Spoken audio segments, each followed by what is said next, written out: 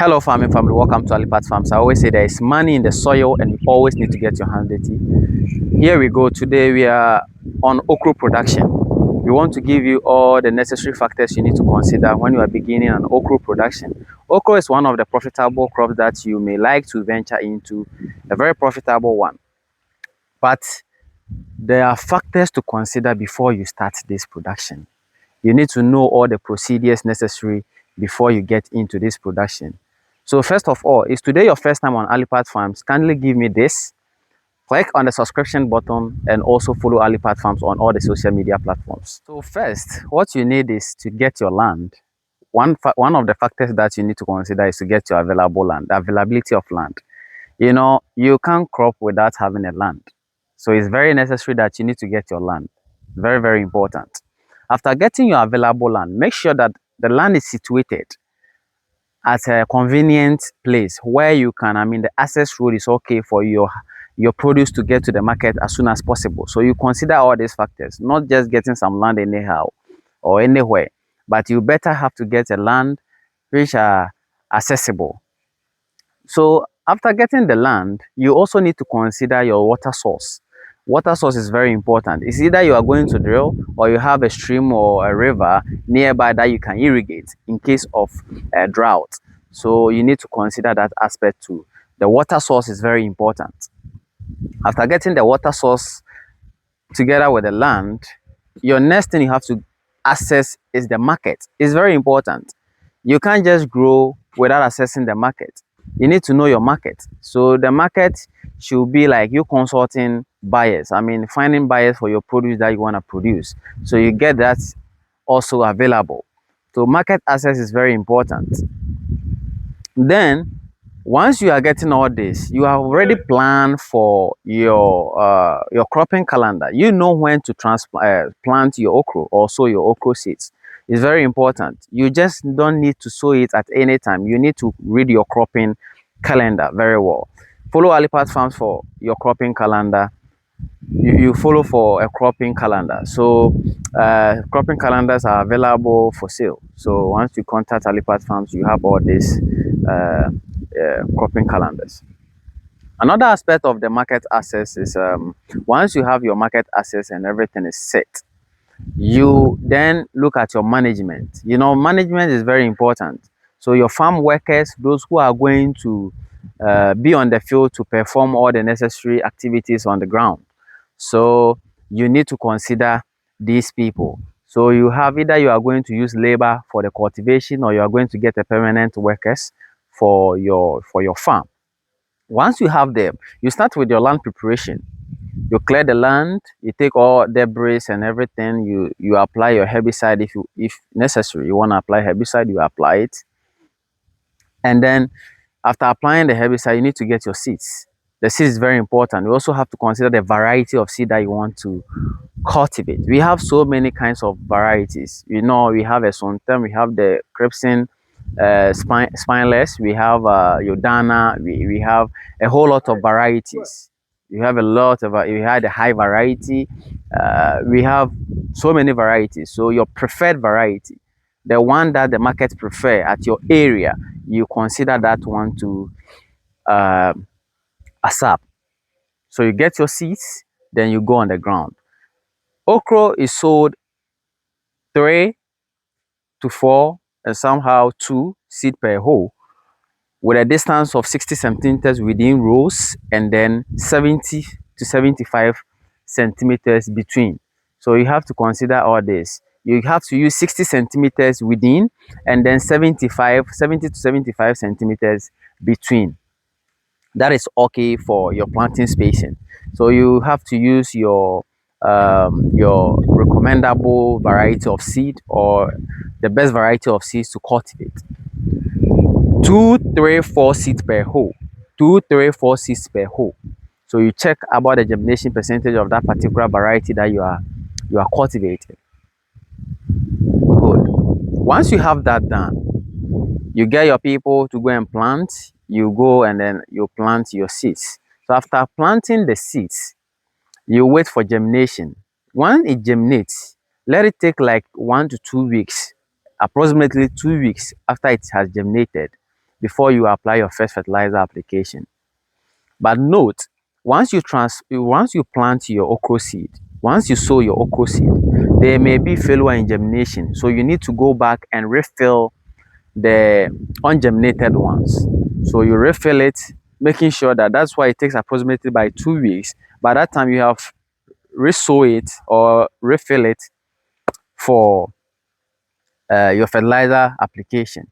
So once you are done with that, that one too will will be germinated so that you apply the whole fertilizer at once. The fertilizer that you can use to apply or give it to the okra can be your 15 NPK, your 15, 15, 15, or 25, 10, 10. That is also good for your okra. So you can get that. Normally, you can even box it with ammonia. If you want to increase the nitrogen percent in the fertilizer, then you can box it with ammonia. But without increasing the nitrogen percentage, then you can avoid the ammonia and you go for your NPK 15, 15, 15. That 15% of nitrogen, 15% of phosphorus, and 15% of potassium. This is what you're gonna do.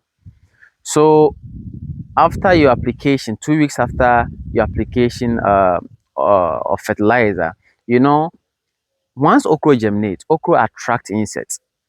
Some of the common insects okra normally attract is the fly beetles. You know, these fly beetles normally create holes in the okra leaves. So as soon as it germinates, you can see, you even spot them. They are in like yellowish in color, or yellow, kind of yellow in color, yellowish in color, or brownish in color. When you spot something like that, then you need to know that these are the beetles. We're gonna show them to you in the video. So when you spot that, you realize that okay, I've got infested with beetles. So the best thing you have to do is when it germinates a week, you need to splash it with insecticide. Those who wanna go for organic can use neem oil or a neem product for the application. Those who want to go synthetically can also use either imamectin benzoate or chlorpyrifos ethyl or acetamiprid or imidacloprid. Any of these products can be used to treat the insect. This is the insecticide aspect, so that you protect the crop from attracting these beetles. This chemical will drive away the insects or eradicate them from the field, so that your okra, you can have a nice okra leaves. Because when you leave them for them to create the holes within that okra leaves, they may end up leaving the plant to be stunted, hardly for the plant to grow faster as you want. So this is how you are going to do to treat your insect. So that will be a week. As I was saying, that will be a week after it germinates. So once you are done treating this and you apply your fertilizer as well, the other aspect of it is to control the weeds within. You know, we have selective herbicide for okra. So if your okra, there's a weed in your okra, if the weeds are only grass, you can apply your selective herbicide like Agile, Halaxy, and other stuffs of other what do you call it? Selective herbicide you can apply. You can also go manually by reading it under, and then you are good to go. When your okra is a month, when your okra reach a month, you know, once it is 2 weeks, you apply fertilizer, and then the following 2 weeks, you can give it an extra fertilizer, very light one. You give it to it, and then you leave it. From a month going, you still seeing flowers. You know, this is where it will be attracting, like pollination will be taking place. You know, bees and other stuff will be coming in. So once you are doing application, you need to consider all this because of pollination. Beetles will still be on the plant, so you need to a weekly application. You check on that and you apply your insecticide, and also you go in for your fungicide when it is raining. You know, fungicide is mostly applied during the humid hours or rainy season. So when you're in the raining or you are doing irrigation overhead, then you have to consider your fungicide. You can use your sulfur 80, or you can either go in for fungula, you know, to treat your leaves from attracting leaf spot and other fungi diseases. This is for the chemical aspect. This is for the chemical aspect. So that is how okra is done. So from 50 days to 55 days, depending on the variety that you have cultivated, you will start seeing fruit. You start seeing fruit. So the fruit that will be coming, you know, they are bollworms, African bollworms, that they may create holes within the okra. So you also need to check them. You can go by applying abamect. You know, once the okra starts fruiting, you need to consider less harmful chemicals. If you are using chemicals, you need to consider a withdrawal, a chemical that has a withdrawal period. Because when the fruit comes, you know, okay, you harvest it in 3 days, 3 days, 3 days, 3 days.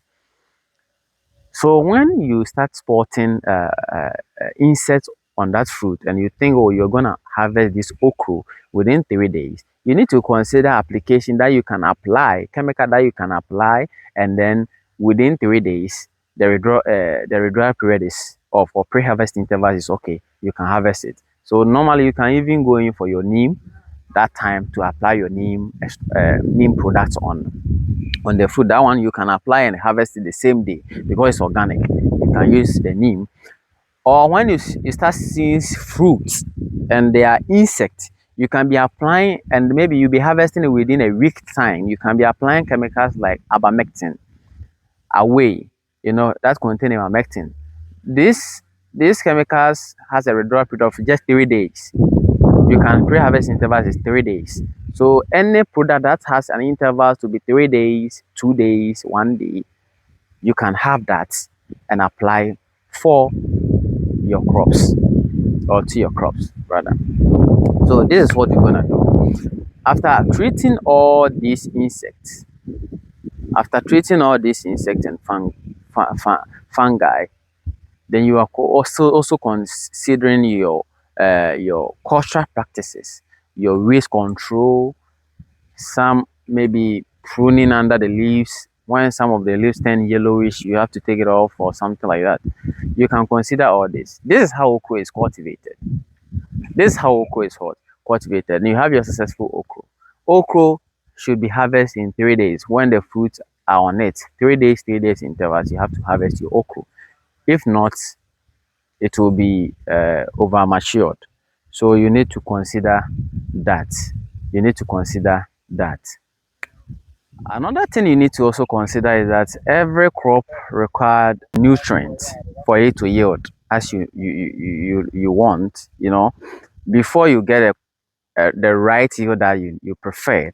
Every crop need a required nutrients to be able to produce. So once you're harvesting your okra, when you harvest your okra in 4 consecutive times, like 4 times, in every 4 times, you know, you need to apply fertilizer to it for it to reproduce more. You understand?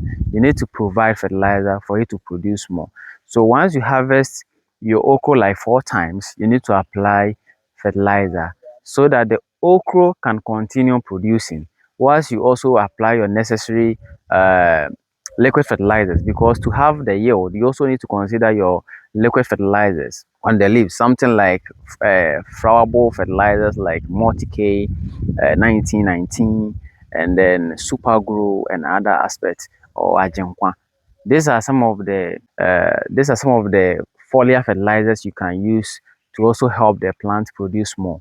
So you need to consider all these factors, considering your liquid fertilizers, your insecticide, your fungicide, and when you are going synthetic. When you are going for organic, then you have to consider your neem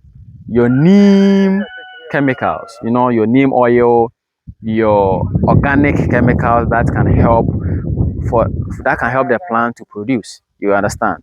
So you consider your neem oil. Your super glue is also an organic chemical that you can use. So you have to consider all this for you to have a successful production. Just as I said, if you want to increase production or continue harvesting, you also need to consider continuous what? fertilizer application for the plant. Once you harvest every 4 times, you apply fertilizer. You harvest every 4 times, you apply fertilizer. Someone may ask, how are you going to use these fertilizers? If you are going for NPK 15, 15, 15, you also always need to consider your 4 liter uh, rubber, this 4 liter rubber. That will say 4 kg. That will be a 4 kg, what do you call it, fertilizer. So you measure this two of this 4 kg,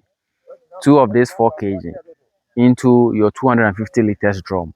Two of this 4 kg, that will be 8 kg of your NPK into your 250 liters drum. You dissolve it with water full of this 250 liters drum, and you apply 80 to 100 ml per plant. 80 to 100 ml per plant for the okra. This is what you're gonna do. If you want to box it with ammonia, then you have to measure 6 kg of your NPK 15, 15, 15, and then 2 kg of your ammonia, and then you give it to the plant. You know, ammonia is being applied when we are in the dry season and in drought. You know, ammonia is applied when we are not in the rain, when it is not raining. That's where we give ammonia. You know, these are the two things that normally worrying farmers. Most farmers don't know when to apply this additional nitrogens, the the what do you call it, the ammonia and then the urea. Ammonia is applied when you are in a hot time. I mean, drought, kind of dry season, when it is not raining, when you are not experiencing any rainfall like that. That is where you have to go for ammonia, because the ammonia gives water to the plant. Urea is a gaseous nitrogen. It extracts water from the plant. Urea contains 46% of nitrogen, whilst ammonia contains 21% of nitrogen. Ammonia gives water to the plant, urea extracts water from the plant. So mostly when it is raining, that is where we apply the urea, when it is raining, for it to extract water from the what? From the plant. That is what you have to do. So when it is raining, you need to apply urea to extract water from the fruit, to avoid rotting the fruit and other stuff. The ammonia gives water to the plant. So you consider when you apply your boxing nitrogens. Thank you very much for considering that. So you take note of that. If you are going organically, this is where you are going to use your manure, your cow dungs, and other green fertilizers. You know, you have the green fertilizers. That's why you are also going to use for your okra. So if you know you have not yet subscribed to Alipat Farms, kindly give me this. Click on the subscription button, like the video, and then drop your comment. Maybe there are stuffs that you want to know more about this okra production, your chemical application routine. I have a agronomic schedule for every chemical routine application. I mean, agronomic schedules. This agronomic schedules really help you to know when to apply the chemicals and the type of chemicals and the dosage to use for your crops. So I have prepared these what do you call it, agronomic schedules to help farmers. Thank you for watching Alipat Farms. We are going to give you more and more all the time. Kindly subscribe. Kindly subscribe. Click on the subscription button. Like this video. Like the video. And share for others to also watch Alipat Farms. Thank you very much.